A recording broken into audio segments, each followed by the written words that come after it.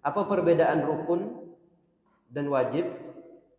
Kan sering kita sebutkan supaya duduk kaidah itu Pak ya, kan ini kaidah ini harus kita pahami ya, antara rukun dan wajib. Rukun itu suatu perbuatan yang terdapat di dalam sholat ya, perbuatan ataupun bacaan-bacaan ya di dalam sholat, qauli dan fi'li kalau bahasa apanya. Itu kalau tertinggal, mau disengaja ataupun tidak disengaja, sholatnya tidak sah. Mungkin Bapak tertinggal sujud, taruhlah sujud yang tinggal ketika sholat zuhur disebabkan lupa. Kemudian 2 hari berikutnya baru sadar kalau kemarin salah. Wah, jauh kali Pak ya 2 hari gitu ya.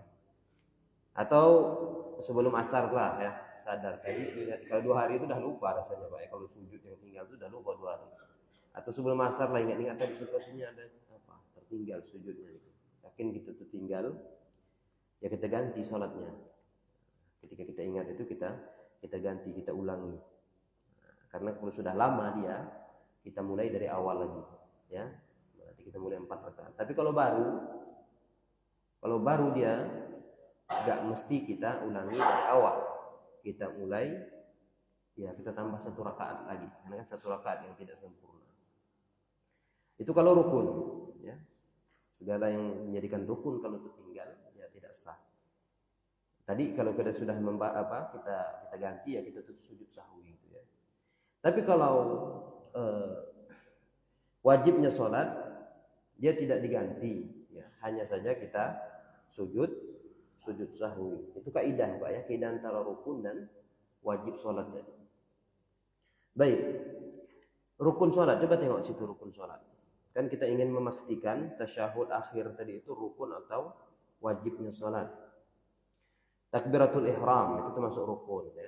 Kemudian berdiri bagi yang mampu mengerjakan sholat wajib. Kemudian membaca surah Al-Fatihah pada setiap rakaat. Memang di sini ada tafsil ya. Tafsil itu pembagian dan khilaf antara para ulama tentang bacaan surah Al-Fatihah. Kemarin sudah kita sebut ada 4 qaul di situ ya.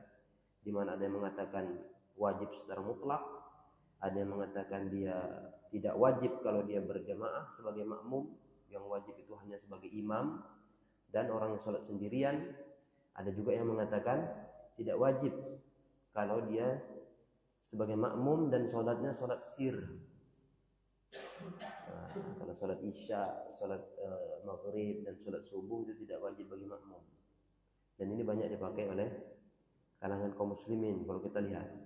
Karena dia berdalil idza quri'al Qur'an fa ansitu lahu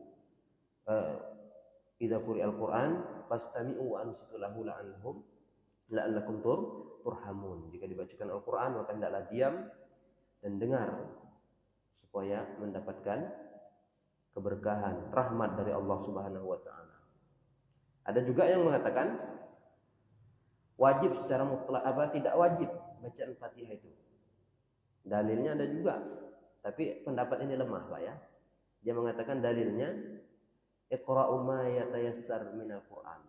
Bacalah apa yang mudah dari Al-Qur'an, dan pendapat ini lemah ya. Kecuali bagi orang yang baru masuk Islam, yang belum tahu Fatihah, yang belum tahu baca Quran, dia baca apa saja yang dia bisa. Itu kata para ulama. Jadi di sini ada qaul tentang membaca surah Al-Fatihah pada setiap rakaat. Yang ditekankan itu adalah yang pendapat yang apa itu? Wajib setiap individu membaca surah Al-Fatihah.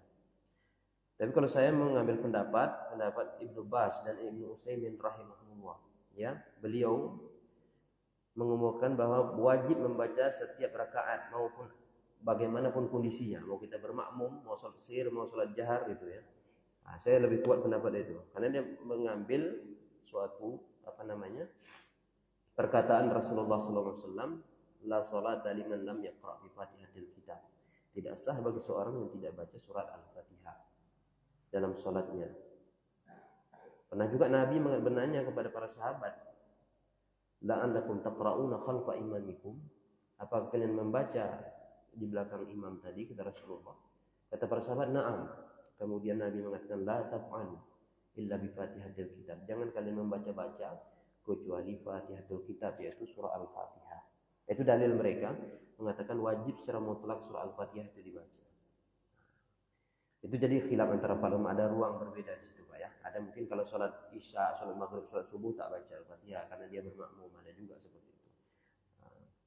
Sebagaimana Syekh Al-Albani rahimahullah berpendapat seperti itu juga ya.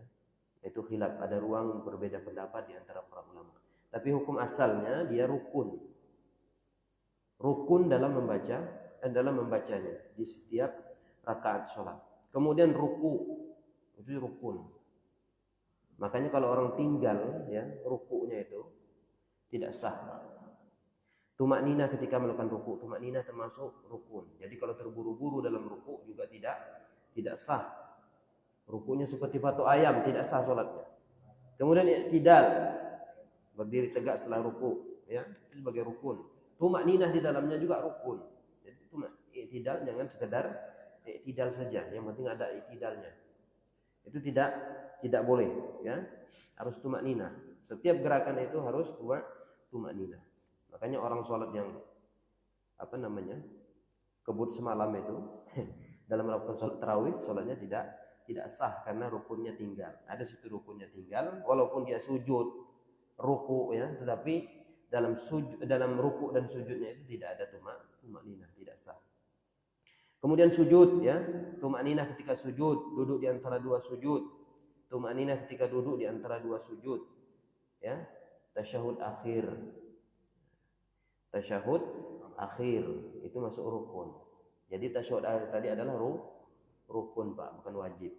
Kalau kita tinggal salat dapat tasyahud akhir tadi, ya wajib bagi kita mengulanginya. Kemudian salawat untuk Nabi setelah tasyahud akhir, ini juga sebagian daripada rukun. Salam itu adalah rukun. Kalau orang tak bersalam sholatnya tidak sah. Terpigi aja dia ya, tanpa salam. La kalam wala salam, tidak ada baca-bacaan, tidak ada juga salamnya. Itu perincian daripada rukun. Kalau kita di sini ada 14 rukun sholat. Ini dihafal Pak ya, jadi kita nggak keliru. Ini kuncinya nih dalam sholat. Rukun ini kuncinya. Tahu di sini harus kita jaga.